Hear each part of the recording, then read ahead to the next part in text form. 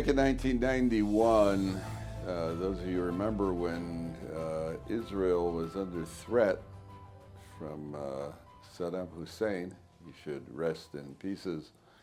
And a young man here at Ohr Somayach, he approached me and he said to me, he wants to know, they used to sound the sirens, and then we had sealed rooms. And the defense establishment had given us all sorts of rules, taping down the windows, taping down the doors, and everything else. And this young man came over to me. He was a free-spirited Californian, looked like he stepped right off the cover of Surfers Illustrated. And he came over to me. He was in his early stages of observance. And he said he wanted to know if when the next siren goes off, if instead of going to his sealed room, if he's able to go into the Beis Medrash and stand by the Aron Kodesh. So I said to him, no, you can't. He said to me, why? So I said to him, well, for one reason, the yeshiva has to follow the directives of the defense establishment, so you're going to have to go into your sealed room. But more importantly, is that I told him that if you stand by the Aron Kodesh, and then nothing bad happens to you, you're going to be convinced that Hashem was watching over you. Your job is to go into the sealed room, and then when nothing happens to you, to realize that it's that Hashem has been watching over you. So here we are in a situation where sirens are going off and the military is fighting, and there's this unmistakable sense about everybody in Israel, when you live through it, and you just have that feeling that HaKadosh Baruch Hu is watching over us. That feeling is very, very appropriate and suitable for this time of year. As we go into Pesach, and Pesach we commemorate having left Egypt, Yetzias Mitzrayim, and all the miracles that took place in Egypt, and the splitting of the sea, and then in the desert they ate the manna, and everything that happened to the Jewish people was being convinced, and it was realization that, we're under Hashem's direct supervision, what's called Hashgacha Pratis. Hashem is watching over us in very, very minute, every detail of our life ultimately is being supervised by Kodesh Baruch Hu. And as we go to Pesach, one of the ironies of Pesach, when you look through the Pesach of Haggadah, so here it is, the retelling of the story of having left Egypt, and there's one name that's missing from that Haggadah that you will not find in the Haggadah, and that's the name of Moshe Rabbeinu. Moshe does not appear anywhere in the Haggadah. Isn't it interesting? The Torah, he appears in every parsha other than Parsha Tetzaveh, from the day he's born, in Parsha Shmos, he appears in every parsha. Yet, when it comes to the Haggadah of Pesach, the retelling of the entire story, Moshe Rabbeinu doesn't appear. And the reason that's given is that we should make no mistake and think that all the miracles, everything that happened, which Moshe was the one performing the miracles and certainly assisting Aaron in the first three, we should make no mistake and think that our redemption and salvation was brought about because of Moshe Rabbeinu. We have to realize the Haggadah, when we're retelling the entire story of Yetzias Mitzrayim, realize that this is all under Hashem's direct supervision. Hashem and only HaKadosh Baruch Hu. Moshe is an agent of HaKadosh Baruch Hu. That's the basic backdrop and the basic idea here. But there's a fascinating insight. The Gemara in Bracha says that it tells the story of King Shaul. Now, King Shaul, Saul, his father had lost some donkeys, and he sent Shaul with his attendant. He sent him to go search for the donkeys. Shaul went off, and he traveled for 3 days, and they didn't find the donkeys. And they found themselves very near to where the prophet Shmuel Hanavi, Shmuel the prophet, was living. And they decided to go ask the prophet. Those days you could go to the prophet. A prophet could look at you and he could tell you what your purpose in life is. A prophet could tell you what your potential is. And a prophet could tell you all sorts of interesting things.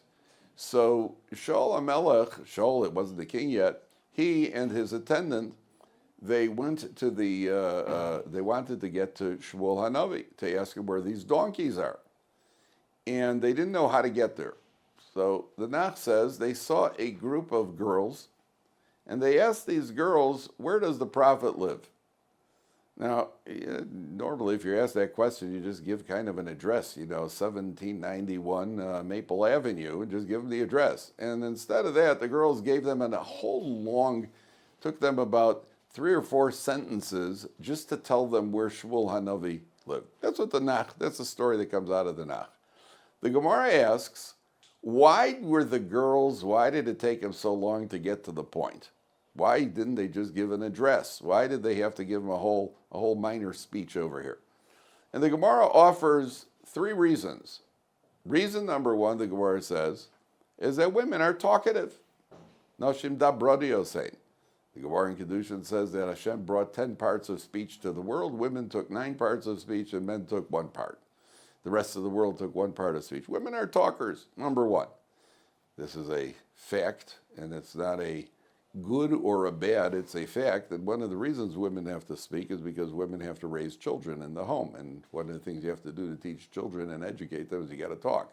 Women in general talk more than men do, and if you ever want to see if a woman goes shopping with her 3-year-old toddler, so often when she comes home, there's a play-by-play recital. This is where we're putting the Cheerios on top of the refrigerator. Say, bye, Cheerios, bye, Cheerios. This is where we're putting the bananas. Say, Mr. Banana, bye, Mr. Banana. When I can tell you on the rare occasions that I went shopping with my 3-year-old toddler, there was very little Mr. Bananas and Cheerios. They only learned 2 words, don't touch. That's all they learned from me. And the mother has to talk. It's a gift. If used properly, she could live her life encouraging people and doing chesed with her mouth and complimenting people, building people up. If a person misuses it, so that they can end up being inconsiderate, saying inappropriate things, and speaking lashon hara. So it's not a good or a bad. It depends how you use it. It's a tchuna. It's an ability that women have. The first answer the Gemara gives is the reason that they took them so long to get to the point is because women are talkers. Number 2 says because Shaul was very tall and handsome. And the girls wanted to look at him a little bit longer. So it took them a little longer to get to the point so they could spend a little more time looking at Shaul. And number 3, the Gemara says, is because at this point, Shmuel Hanavi was the leader of the people. And the Gemara says, Ein malchus nogas bechaverta afilu kemale nima.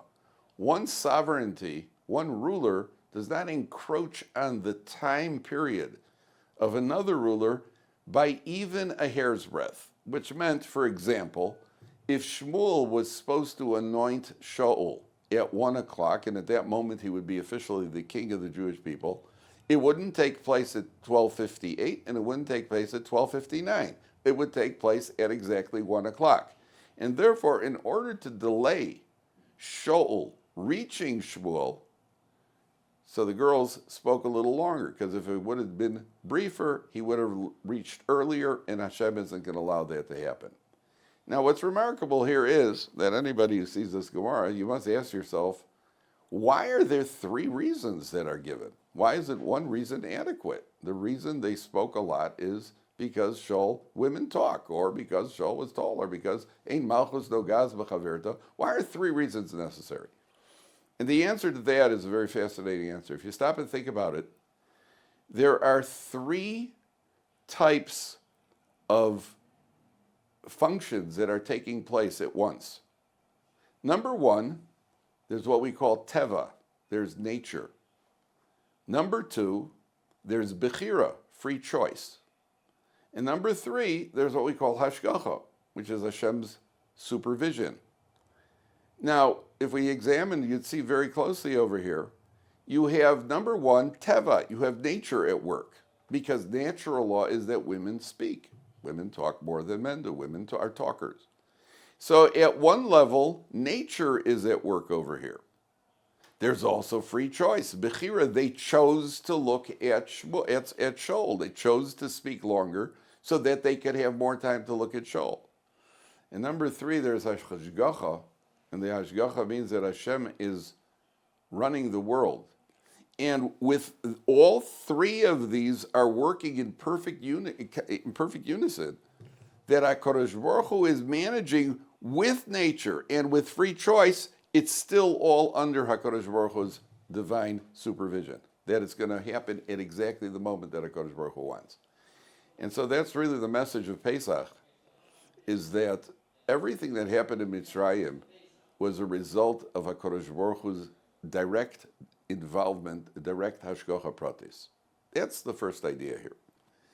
Idea number two is that we have to realize that in life itself, we are all, to a certain extent, experience this. We make our efforts. And when it comes to making our efforts, we have to make the right choices. And we have to go with our natural abilities. But we also have to realize that the results are not in our hands. The result is HaKadosh Baruch Hu will decide. A classic example is a person has to make the right choices. Imagine there's a guy standing by a 12-lane highway, and he very recklessly closes his eyes and runs across the street. And as he gets to the other side of the street, he manages, cars are slamming on their brakes, skidding all over the place, but he manages to get all the way across. And on the other side of the street, he finds a wallet with $40,000 in it. The second guy waits for all the traffic to clear. He looks both ways very carefully, makes his way across the highway, and right in the middle of the highway, a light aircraft crashes into him and kills him. Now, who made the right choice? The first guy or the second guy? And the test is going to be, if you're the third guy, what are you going to do? Well, let's read the data. The first guy closed his eyes, ran across the street, and found a wallet. The second guy was very careful, and he ended up getting killed. So what are you, the third guy, going to do? You can close your eyes and run across the street? No, you're not. You're going to look carefully both ways. You may also look up, because avoid aircraft. But you understand, he did the right thing. But just because he did the right thing, the results are still in the hands of HaKadosh Baruch Hu. The Gemara says that Shlomo HaMelech once met the angel of death, the Malach HaMaves. And the angel of death looked depressed. Someone else said, what's the problem? He said, there are two men, two of your servants, beloved servants of Shlomo HaMelech, who I've been sent down to terminate their life, and I have not been successful. So I'm looking depressed. So Shlomo said to him, well, hatzlacha. And he left. Shlomo HaMelech summoned these two men, and he called in the head of the Shadim, the demons. Shlomo HaMelech had communication with them. And he said, I want you to take these two men, I want you to transport them to the city of Luz. The city of Luz was an ancient city where no one died inside the walls of the city of Luz. And Shlomo HaMelech said to these men, to the Shadim, I want you to take these men to the city of Luz so they'll be protected from the angel of death. They were transported, and just as they got to the gates of the city of Luz, the angel of death was able to get them and terminate their life. The next day, Shlomo HaMelech said, I saw the angel of death, and he was all smiles. I said, what are you smiling about? He said, because exactly where I needed them, you sent them, because that's where the place where they were preordained to die. Now, if you ask, did Shlomo HaMelech do the right thing? If any of us were in Shlomo HaMelech's place, we would have done exactly the same thing. And the lesson of the Gemara is that on the one hand, we have to make the correct choices. On the other hand, we have to realize that at the end of the day, it's all under HaKadosh Baruch Hu's supervision. Pesach is here. We make the correct choices. We live as Torah Jews. And HaKadosh Baruch Hu has given us a list of rules, how to live our life, a Torah, halacha, what we have to do. We have to make the correct choices. But we also have to realize, and that's the lesson of Pesach, that at the end of the day, the results are not in our hands. We have to make the best effort. The results are in the hands of HaKadosh Baruch Hu. It was his hashgacha in Mitzrayim. It's his hashgacha in Eretz Yisrael today with missiles flying, and it's his hashgacha in every one of our lives.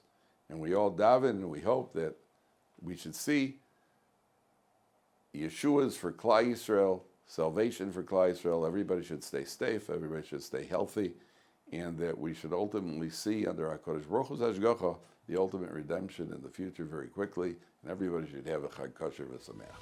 Hi. This is Peretz Baruch Eichler, a proud alumnus of Ohr Somayach.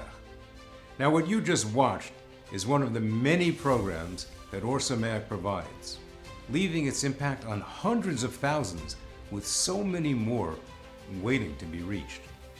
Ohr Somayach's central campus in Jerusalem has over 300 students presently learning there. And now you can be a vital part of spreading that bounty of knowledge worldwide by logging on to donate.ohr.edu. We can step up to the plate at this pivotal moment of Ohr Somayach's growth and bring the next generation of Jews home.